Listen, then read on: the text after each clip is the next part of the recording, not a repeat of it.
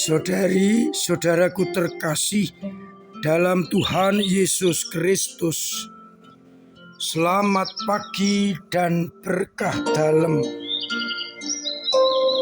Kita bertemu kembali dalam renungan harian Selasa 13 Agustus 2024. Seperti biasa, kita mendasarkan renungan kita pada bacaan Ekaristi hari ini.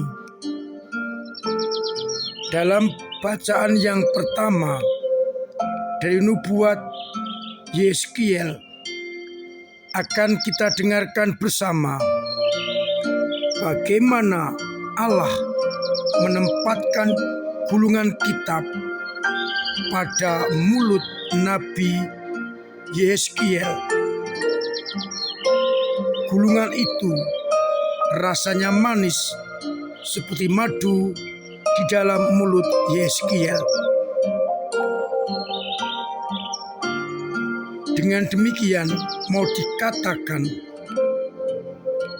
sabda Allah, hukum-hukum Allah, kalau dimakan, dicerna, akan terasa manis seperti madu. Hukum-hukum itu harus disampaikan kepada umat Israel. Sedangkan pada Injil Matius akan kita dengarkan dua hal.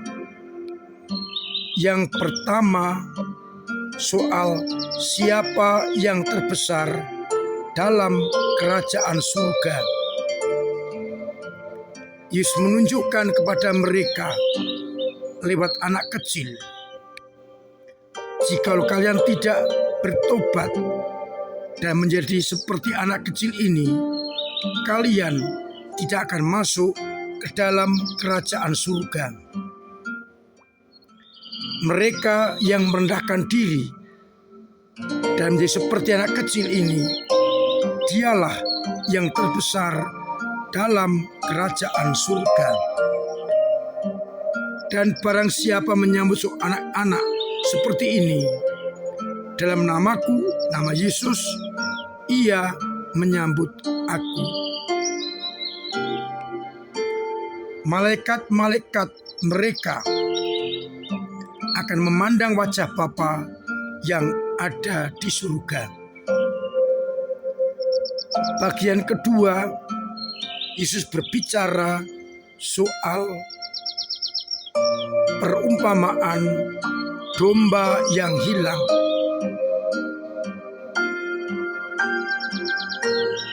Domba yang tersesat akan dicari oleh sang gembala sampai menemukannya.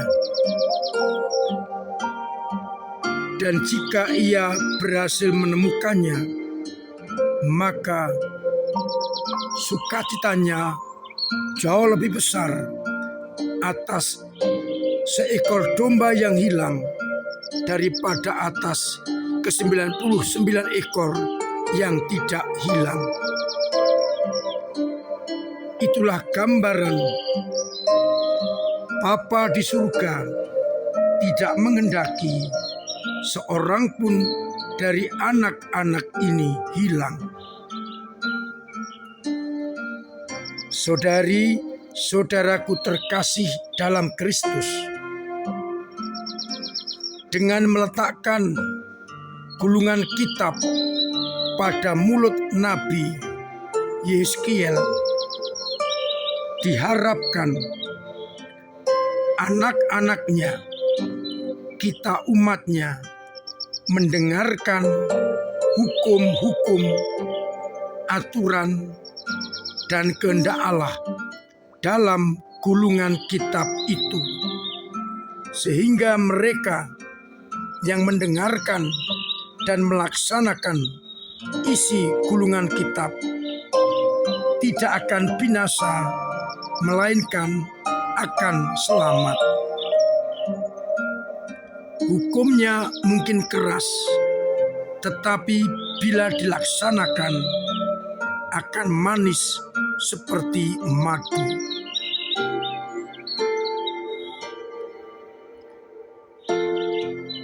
Yesus meminta agar ia menyambutnya seperti anak kecil.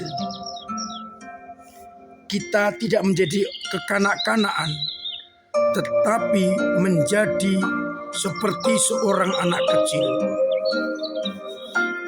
Kita tahu bagaimana sikap anak kecil, yakni polos, jujur, apa adanya. Sikap itulah yang harus kita miliki di hadapan Allah. Jangan ada dusta, jangan menyembunyikan sesuatu dosa, tetapi menyerah kepada kehendak Allah. Anak kecil juga tergantung pada orang yang lebih dewasa, atau lebih tepat pada orang tuanya. Kalau kita anak-anak Allah, hendaknya kita pun tergantung dan menyerahkan diri hanya kepada Allah. Menjadi pertanyaan renungan kita, apakah kita juga selalu mengandalkan Allah, tergantung pada Allah, polos, jujur, terbuka kepada Allah? Kalau demikian, kita akan menjadi yang terbesar di dalam kerajaan surga. Pada bagian berikutnya, perumpamaan domba yang hilang. Kalau kita logika, ketika meninggalkan yang tidak tersesat dan mencari satu yang tersesat, bisa jadi yang tidak sesat itu akan mendapat ancaman dari binatang buas. Tetapi Allah menginginkan agar tidak ada yang tersesat, maka dicari sampai ketemu. Persoalannya adalah ketika sang gembala mencari, mungkin menyebut namanya, memanggil-manggilnya, diperlukan tanggapan agar diketahui di mana domba yang sesat itu. Dan kalau sudah mendapat sinyal jawaban, dengan mudah gembala menemukan domba yang sesat itu. Meskipun Allah terus mencari kita, mengasihi kita, diperlukan tanggapan dari kita, yakni pertobatan, kembali melaksanakan isi gulungan kitab, agar akhirnya dengan mudah Allah menemukan kita. Seringkali kita tidak memberikan sinyal pertobatan, sehingga Allah atau sang gembala itu tidak menemukan kita. Maka pertanyaan permenungan kedua, apakah kita berani bertobat sebagai sinyal bila Allah mencari kita, sehingga kita ditemukan, dibawa kembali, dikumpulkan dengan kawanan domba yang lain. Allah yang begitu mencintai kita harus kita tanggapi dengan melaksanakan isi gulungan kitab, dan bersikap seperti anak kecil, polos, jujur, apa adanya, dan menggantungkan hidup kita kepada Dia yang terus mencari dan mencari untuk dikumpulkan kembali dalam kawanan domba-dombanya. Semoga kita mampu menanggapi sabda Tuhan demi keselamatan kita. Tuhan memberkati kita sekalian. Amin. Marilah kita berdoa. Bapa yang penuh kasih, kami bersyukur karena Engkaulah Gembala yang baik, yang terus mencari domba-domba yang hilang untuk diselamatkan. Semoga kami Kau mampukan menanggapi pencarian-Mu itu dengan bersikap seperti anak kecil, jujur, polos, menggantungkan hidup hanya kepadamu, dan juga memakan isi gulungan kitab yang adalah sabda dan kehendak-Mu. Kuatkanlah iman kami yang kadang lemah, kadang jatuh, kadang mandek, agar kami terarah hanya kepada kehendak-Mu. Semoga umat-Mu yang sakit Engkau sembuhkan, yang punya beban berat Engkau ringankan, yang punya persoalan Engkau bantu untuk mengurainya, yang punya kesulitan ekonomi Engkau bantu lewat sesamanya, dan usahanya Engkau beri keberhasilan, sehingga mereka tetap mengalami kasih setia-Mu. Untuk itu, sertai kami dengan berkat-Mu sendiri, Bapa dan Putra dan Roh Kudus. Amin. Saudara-saudaraku terkasih, tetap saya ingatkan, saya dorong untuk terus memiliki pola hidup yang sehat dengan mematuhi protokol kesehatan,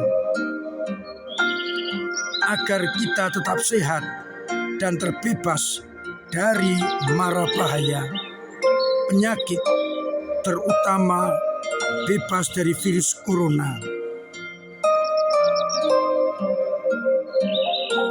Bila kita sehat, keluarga kita sehat, sesama kita sehat, dan banyak orang akan tetap sehat.